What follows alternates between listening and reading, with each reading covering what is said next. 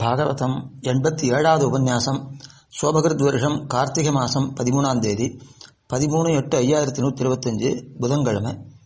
3வது ஸ்கந்தத்தில் 12வது அத்தியாயத்தில் 19 ஸ்லோகம் முடிஞ்சிருக்கு. பிரம்மா ருத்ரனை சிட்டியை போரும் நிறுத்திக்கோ, தபஸ் பண்ணு என்று சொன்னார். அது 19வது ஸ்லோகம்.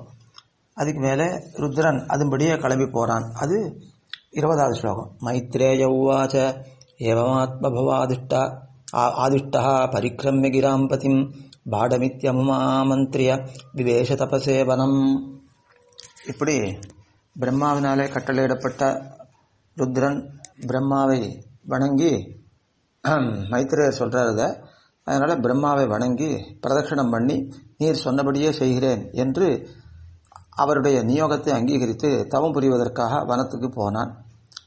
பிறகு பிரம்மா இந்த பிரஜைகளை எப்படி சிருஷ்டிக்கலாம் அப்படின்னு சிந்திச்சு கொண்டிருந்தார். இப்போ ருத்ரனை கொண்டு சிருஷ்டி பண்ணால் உலகமே அழியிறாப்பில் பூதகணங்களை உண்டாக்கிட்டு போயிட்டார். அதனால் அப்படி இல்லாத சத்துகுணம் நிறைந்தவர்கள், கொஞ்சம் சிருஷ்டிக்காக ரஜோகுணமும் உடையவர்கள், அவர்கள் சிருஷ்டிக்க வேணும். அந்த மாதிரி யாரும் நம்மால் உற்பத்தி பண்ணப்பட வேணும், நமக்கு சகாயமாக என்ன அவர் நினைத்து கொண்டிருந்தார். அப்படி ஆலோசனை பண்ணிட்டு இருக்கிறச்ச பகவானுடைய சக்தி ஆகிற உலகங்களை படைக்கிற திறமையோட கூடின, உலகங்களை பரவச் செய்யக்கூடிய 10 புதல்வர்கள், உலகங்களை விரிவாக்கக்கூடிய, அதாவது ஜனங்களாலே நிரப்பக்கூடிய 10 பிரஜாபதிகள் பிரம்மா கிட்டேருந்து உண்டானார்கள். அவர்கள் மரீச்சி 1, அத்திரி 2, அங்கீரஸ் 3, புலஸ்தர் 4, புலஹர் 5, கிரது 6, பிருகு 7, வசிஷ்டர் 8, தக்ஷர் 9, நாரதர் 10 பேரை உண்டாக்கினார் பிரம்மா. நாரதர் பிரம்மாவினுடைய மடியிலிருந்து உண்டானார். தக்ஷர் அங்குஷ்டத்திலிருந்து, அதாவது கட்டவிரலிருந்து உண்டானார். வசிஷ்டர் பிராணனிலிருந்து உண்டானார். பிருகு தொகிந்திரியத்திலிருந்து உண்டானார். தொகிந்திரியம் அப்படின்னா அந்த தோல், அந்த இந்திரியத்திலிருந்து அவர் உண்டானார். கிரது பிரம்மாவினுடைய கையிலிருந்து உண்டானார். புலகர் நாபியிலிருந்து உண்டானார். புலஸ்தியர் காதிலிருந்து உண்டானார். அங்கிரசு முகத்திலிருந்து உண்டானார். அத்திரி கண்ணிலிருந்து உண்டானார். மரீச்சி மனசிலிருந்து உண்டானார். இப்படி இவர்கள் உண்டானார்கள் பிரம்மாவினுடைய ஒரு அங்கங்கள்லிருந்து. மீளவும் அந்த நான்முகன் சிருஷ்டியை பற்றி சிந்திச்சு கொண்டிருக்கார். அவருடைய வலது ஸ்தனத்திலிருந்து தர்மம் உண்டாயிற்று. இந்த தர்மத்தில்தான் நாராயணன் நிலை பெற்றிருக்கிறான். தர்மத்துக்கு நாராயணன் அதிஷ்டான தேவதை என்ன அர்த்தம்? தர்மம் நடக்கிற இடத்துல சிவன் நாராயணன் இருக்கிறான் என்று நிச்சயிக்கலாம். அந்த பிரம்மாவினுடைய பின்புறத்திலிருந்து அதர்மம் உண்டாயிற்று. இந்த அதர்மத்தில் உலகங்களுக்கு பயங்கரனான மிருத்யு நிலை பெற்றிருப்பான். மிருத்யு அந்த அதர்மத்துக்கு அதிஷ்டான தேவதை. அதர்மம் நடக்கும் இடத்துல மிருத்யு நிலை கொண்டிருக்கிறான் என்ன நிச்சயிக்க வேணும். ஹிருதயத்தில் நின்று காமம் உண்டாயிற்று பிரம்மாவினுடைய ஹிருதயத்திலிருந்து. புருவங்கள் நின்று குரோதம் உண்டாயிற்று. கீழ் உதட்டிலிருந்து லோபம், பிறர் பொருளில் விளையக்கூடிய பேராசைன்னு பேர் அதுக்கு, அந்த லோபம் உண்டாயிற்று. முகத்திலிருந்து வாக்கு உண்டாயிற்று. வாக்குக்கு அதிஷ்டான தேவதை அந்த சரஸ்வதி உண்டானாள் என்ன அர்த்தம்? அவருடைய முகத்திலிருந்து அந்த தேவதை உண்டானாள். அப்புறம் மேற்றம், ஆண்குறியிலிருந்து சமுத்திரங்கள் உண்டாயின. அபானம் அப்படின்றதிலிருந்து பாபங்களுக்கிடமான நிருதி அப்படின்ற தேவதை உண்டாச்சு. அவனுடைய தேக நிழல் சாயா அப்படின்னு பேர், அதிலிருந்து கர்தம பிரஜாபதி உண்டானார். இவர் சுவாயம்புவ மனுவினுடைய புதல்வி தேவகூத்தி, அந்த தேவகூத்தியை மனம் புரிந்தார் கர்தம பிரஜாபதி. அவர் இந்திரியங்களை வென்றவர். ஜெகத்தினுடைய சிருஷ்டிகர்த்தாவாகிற பிரம்மாவினுடைய மனத்திலிருந்தும் தேகத்திலிருந்தும் இப்படி பிரபஞ்சம் உண்டாயிற்று.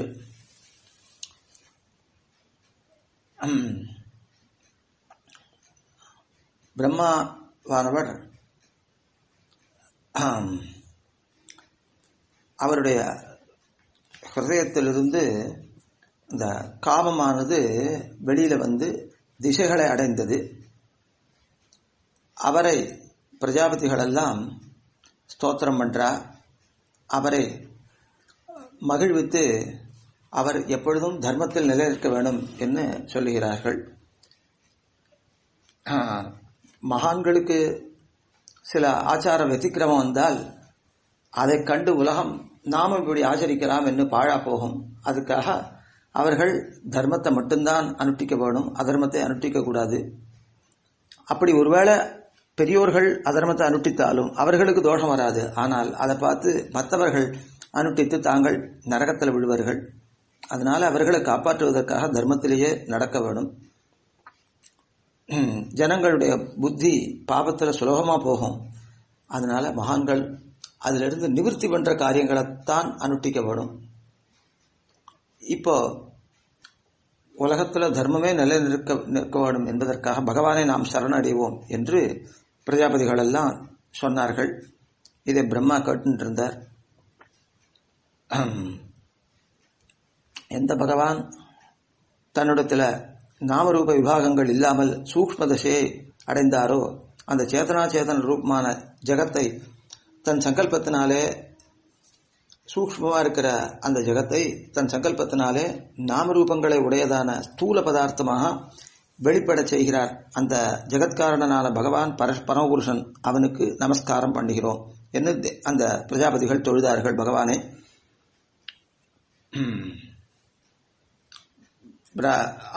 பிறகு பிரம்மாவானவர் தன்னுடைய ஹிருதயத்தில் தோன்றின அந்த காமம் என்பதை வெளியேற்றினார். அது வந்து திசைகள் எடுத்துக்கொண்டன. அது எப்படி தெரிகிறதுன்னு கேட்டால், திசைகளிலே இருட்டாக எது தோத்துறதோ அந்த பனி என்பது இந்த பிரம்மாவிட்டிருந்து வந்த இதுதான், காமம்தான் என்று ஞானிகள் சொல்றார். பிறகு அந்த சிருஷ்டிகர்த்தாவான நான்முகன் பிரஜைகளை முன்கல்பத்தில் இருந்தார் போலவே சிருஷ்டிக்க வேணும், நான் எப்படி அதை பண்ணுவேன் என்று சிந்தித்துக் கொண்டிருந்தார். அப்பொழுது அவரிடமிருந்து ருக்கு முதலான தேவதைகள் வேதங்கள் உண்டாயின. அவருடைய முகத்திலிருந்து வேதங்கள் உண்டாயின. பிறகு ஹோதா, அத்வர்யு, உத்காதா, பிரம்மா என்ற 4 ரித்விக்குகளை கொண்ட சாதுர்ஹோத்திரம் என்கிற மந்திரத்தினாலே அறியப்படுகிறவைகளான யக்ஞாதி கர்மங்கள் உண்டாயின. ஆயுர்வேதம் முதலான உபவேதங்கள் உண்டாயின. நியாயங்களும் அப்புறம் தர்மத்தினுடைய 4 பாதங்களும் ஆசிரமங்களும் அவற்றின் கிரியைகளும் பிரம்மாவினிடமிருந்து உண்டாயின. விதுரர் கேட்கிற, தபஸை பெரிதாக உடையவர்,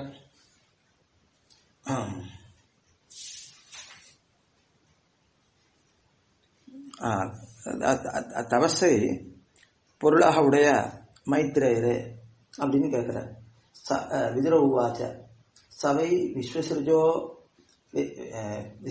விஸ்வசிருஜாமீஷோ வேதாதீன் முகதோ சிருஜது யத்யத் ஏன ஏனாசிருஜது தேவஸ்தன்மே ப்ரூஹி தபோதன.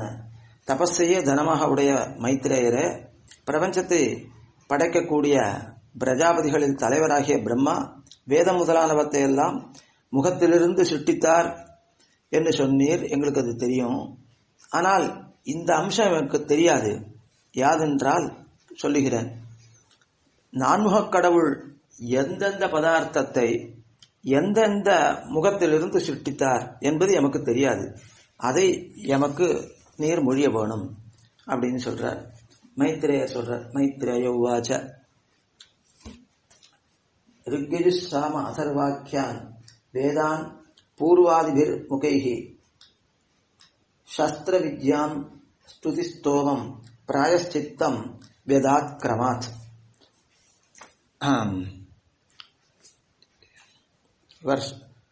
மைத்ரேயர் சொல்றார், ருக்கு, யஜுசு, சாமம், அதர்வம் என்ற பெயருடைய 4 வேதங்களையும் கிழக்கு முதலான 4 முகங்களாலே சிருஷ்டித்தார் பிரம்மா. அதாவது கிழக்கிலிருந்து ரிக்வேதத்தை சிருஷ்டித்தார். அதுக்கு மேலே தெற்கிலிருந்து யஜுர்வேதத்தை சிருஷ்டித்தார். மேற்கிலிருந்து சாமவேதத்தை சிருஷ்டித்தார். மேற்குல இருக்கிற முகத்திலிருந்து வடக்கில் இருக்கிற முகத்திலிருந்து அதர்வண வேதத்தை சிருஷ்டித்தார். என்ன வரிசையா 4 முகங்களாலே 4 வேதங்களை பிரம்மா சிருஷ்டித்தார். அப்படின்னா வெளிப்படுத்தினார். வேதங்கள் எல்லாம் நித்தியங்களான வேதங்களை அந்தந்த சிருஷ்டி காலத்தில் பிரம்மா வெளிப்படுத்துகிறார்.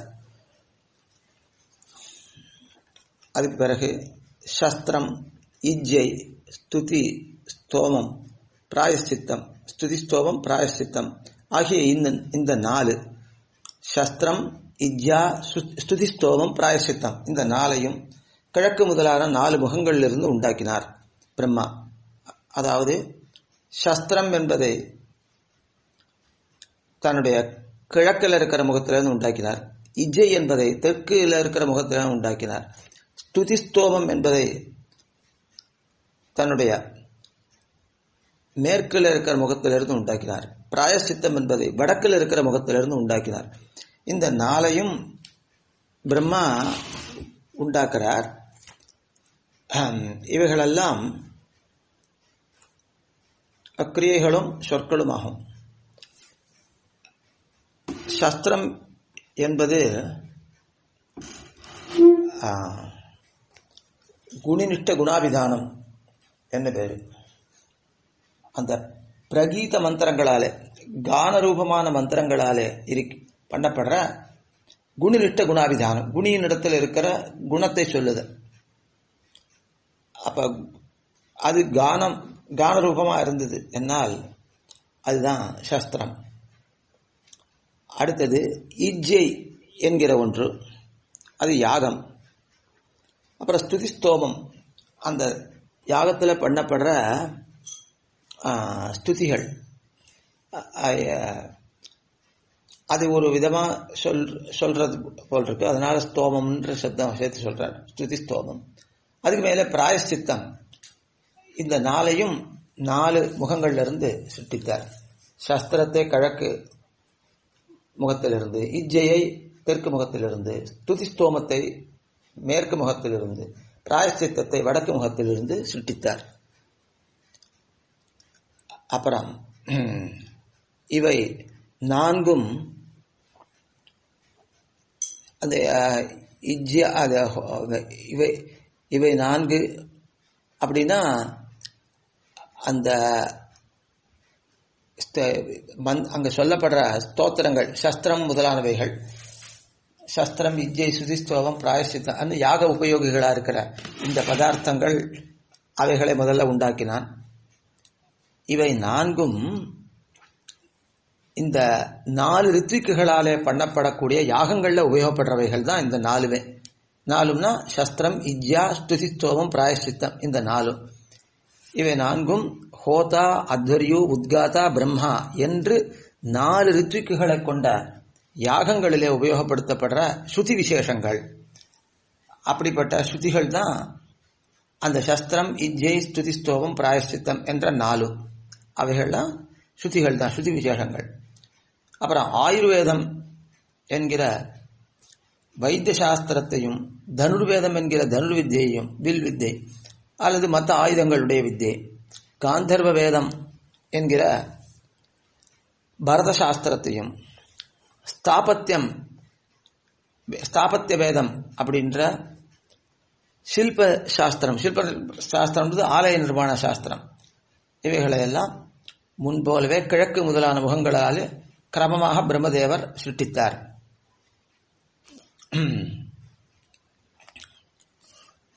அதாவது ஆயுர்வேதத்தை கிழக்கிலிருந்து, வைத்திய சாஸ்திரத்தை, தனுர்வேதம் அப்படின்ற தனுர்வித்தியை தெற்கு முகத்திலிருந்து சிருஷ்டித்தார். காந்தர்வ வேதம் என்ற பரத சாஸ்திரத்தை மேற்கு முகத்திலிருந்து சிருஷ்டித்தார். அப்புறம் ஸ்தாபத்திய வேதம் என்ற சில்ப சாஸ்திரத்தை, ஆலய நிர்மாணம் எப்படி பண்றது அப்படின்ற சாஸ்திரத்தை இந்த வடக்கு முகத்திலிருந்து சிருஷ்டித்தார்.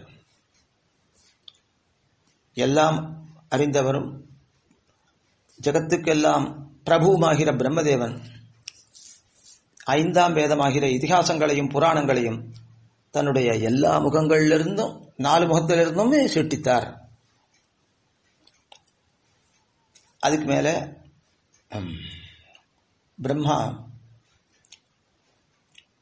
ஷோடசி உக்தியம் என்கிற 2 கர்மங்களை கிழக்கு முகத்திலிருந்தும், சயனம் அக்னிஷ்டோபம் என்ற கர்மங்களை தெற்கு முகத்தில் நின்றும், அப்தோரியாவம் அதிராத்திரம் என்கிற கர்மங்களை மேற்கு முகத்தில் நின்றும், கோசவம் வாஜபேயம் என்கிற கர்மங்களை வடக்கு முகத்தில் நின்றும் சிருஷ்டித்தான் பிரம்மா. வித்யை, தானம், தபஸ், சத்தியம் என்கிற இவைதான் தர்மத்தினுடைய 4 பாதங்கள். இந்த 4ஐயும் பிரம்மா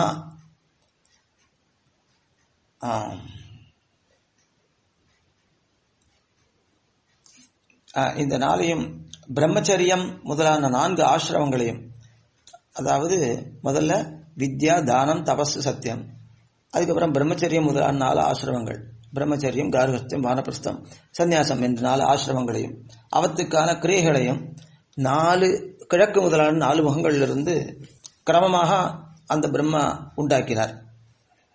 அப்போ இதே மாதிரி நம்ம சொல்லணும், வித்யை அப்படின்றது கிழக்கு முகத்திலிருந்து உண்டாயிற்று, தானம் தெற்கு முகத்திலிருந்து, தவம் மேற்கு முகத்திலிருந்து, சத்தியம் வடக்கு முகத்திலிருந்து என்றும் இவையே தர்மத்தினுடைய 4 பாதங்கள். இந்நான்கையும் பிரம்மச்சரியம் முதலான 4 ஆசிரமங்களையும் அவற்றின் கிரியைகளையும் கிழக்கு முதலிய 4 முகங்களிலிருந்து கிரமமாக பிரம்மதேவர் சிருஷ்டித்தார். அதுக்கு மேலே அந்தந்த ஆசிரமங்களுடைய கிரியைகள் என்னன்னு சொல்றேன் என்று சொல்றார். இதோட இந்த 87வது உபன்யாசம் முடிந்தது. ஆழ்வார் திருவடிகளே சரணம், எம்பெருமானார் திருவடிகளே சரணம், ஜீயர் திருவடிகளே சரணம்.